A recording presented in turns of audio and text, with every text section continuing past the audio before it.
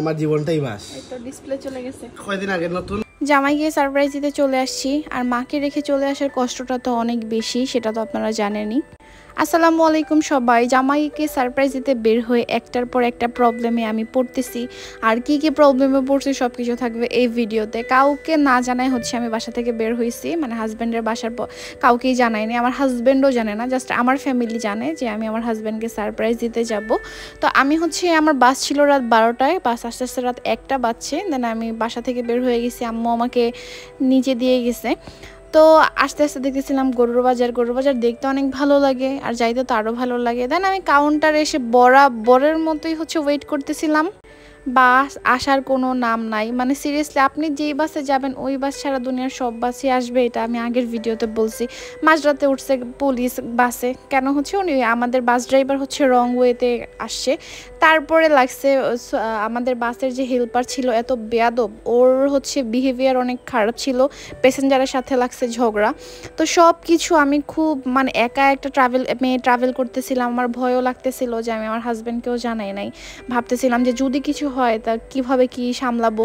দেন আলহামদুলিল্লাহ কিছু হয় নাই, অ্যান্ড সকাল হয়ে গেছে। সিলেটের রাস্তা একদম ভিজা ছিল, রাতে অনেক বৃষ্টি হয়েছে, আমি হোটেলেও নামতে পারতেছিলাম না বৃষ্টির জন্য। আর এই যে শ্যামলী পরিবহন হচ্ছে রাস্তা থেকে লোক উঠাচ্ছিল, অনেকগুলো রাস্তা থেকে মানে লোক যাত্রীরা হচ্ছে ওরা উঠাইছে। আমি কমপ্লেন করার পরে ওরা কোনো রেসপন্স করে নাই, যাই হোক এটা আমি জানাইলাম। দেন আমি চলে আসছি একদম গেটের সামনে এসে আমি আমার হাজব্যান্ডকে ফোন দিছি যে গেটটা খোলো, অ্যান্ড সে লিটারালি পুরাই সারপ্রাইজ যে তুমি আমাকে রাতেও বললা যে তুমি ঘুমাই যাচ্ছ, সকালে কিভাবে আমার বাসার সামনে। তো আমি যখন বাসা থেকে বের হই ওরে আমি বলছি আচ্ছা আমি ঘুমাই যাই, আমার অনেক ঘুম আসতেছে, তুমি থাকো। দেন এটা বলে আমি ভাবছি যে আমি ঘুমাই গেছি, কিন্তু তার পরপরই হচ্ছে আমি বাসে উঠে গেছি, নাইলে হয়তো রাইতে বুঝা ফেলতো, যেহেতু রাতে আমাদের কথা হয়, পরে বুঝা ফেলতো যে আমি বাসে উঠে গেছি। তারপর হচ্ছে এসেই আমরা চলে গেছিলাম একটু মার্কেটে, যেহেতু আমার ননদের ছেলেটা এতদিন আমার বাড়িতে ছিল, আর আমি আসার আগের দিনই হচ্ছে ওরা গেছে, আমি বলতেও পারি নাই যে তোমরা থাকো আমি আসতেছি, আমার টিকিট কাটা। দেন ওরা চলে গেছে টিকা দেওয়ার জন্য, ভাবলাম যে ওরা একটু দেখে আসি। আমি সকালে এসে সারাদিন রেস্ট নিয়ে ভাবলাম এখন বের হয়ে যাই। দেন ওর জন্য একটা ছোট গিফট কিনে, দেন আরও ওর জন্য কিছু মজা টজা কিনে আমরা হচ্ছে ভাবলাম ওরা একটু দেখেই আসি, যেহেতু এতদিন আমার বাড়িতে ছিল আর আজকে আমি আসছি আর ওরা দেখবো না। আমার হচ্ছে কলিজাটা একদম মানে ছটফটাইতেছিল যে ওরা দেখার জন্য।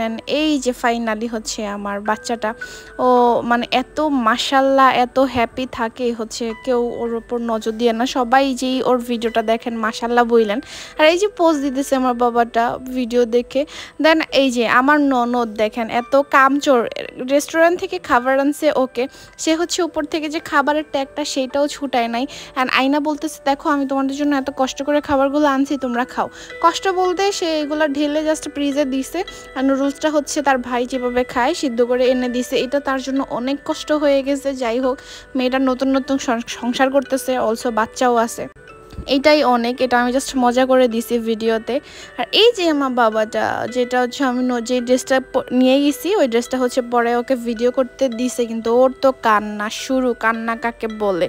তারপরে বের হয়ে হচ্ছে আমরা একটু চলে গেছিলাম মার্কেটে, কারণ ঈদের পরপরই হচ্ছে আমার ঘুরতে যাওয়ার একটা প্ল্যান আছে, বা এখানেও আসছি কোথাও ঘুরতে যেতে পারি। আমি মার্কেটে ঘুরতে অনেক পছন্দ করি, কারণ কখন কোন জামাটা আমার পছন্দ হয়ে যায় তার মানে ঠিক নাই। রাত বাজে ছিল 11টা, তো আমি ফেডারেলে চলে গেছিলাম।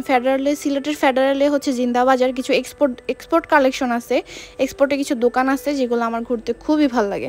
দেন আমরা কাউন্টারে ওই বিষয়টা কমপ্লেন করে আসছি, যে হেল্পারের যে বিহেভিয়ারটা, সেটা আসতে আসতে হচ্ছে আপনার বাসায় এসে আমি সকালে যতটুকু পারছি রুম গুছাইছি, যেহেতু হুট করে আসছি, আর ছেলে মানুষ যদি একটা রুমে থাকে ওই রুম অগোছালো থাকবে। আমি জানি না কার কার হাজব্যান্ড রুম গুছায় রাখে আর কার কার হাজব্যান্ড রুম অগোছালো রাখে, তো আমার হাজব্যান্ড হচ্ছে রুম অগোছানো করতে একদম এক্সপার্ট। দেন আমরা রাতে ঘুমাই গেছেন, সকালে উঠেই হচ্ছে আমার হাজব্যান্ডের ডিসপ্লেটা চলে গেছে ফোনের, ও চার্জ থেকে টান মারছে, তারপর হচ্ছে ফোনের ডিসপ্লেটা চলে গেছে। তো যাই হোক আমরা হচ্ছে সন্ধ্যায় আবার একটু খাওয়া দাওয়া করে, আমি এখানে আসলে বেশিরভাগ টাইম আমার হাজব্যান্ড হচ্ছে আমাকে মুখে তুলে খাওয়াই দেয়, আমি হাতে এখানে এসে খাই না।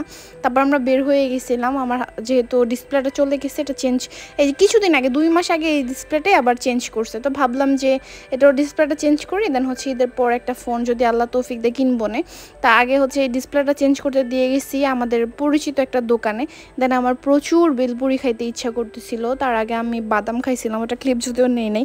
তো আমার বড় বড় বাদাম দেখলে আমার খুব খাইতে ইচ্ছা করে। আর এখানে হচ্ছে বেলপুরির অনেক বড় লাইন ছিল, আর মাঝখান দিয়ে আমরা নাকি আমরা যেন 1 প্লেট পেয়ে ফেলছি। অনেক ভিড় ছিল এই দোকানটাতে জিন্দাবাজারে।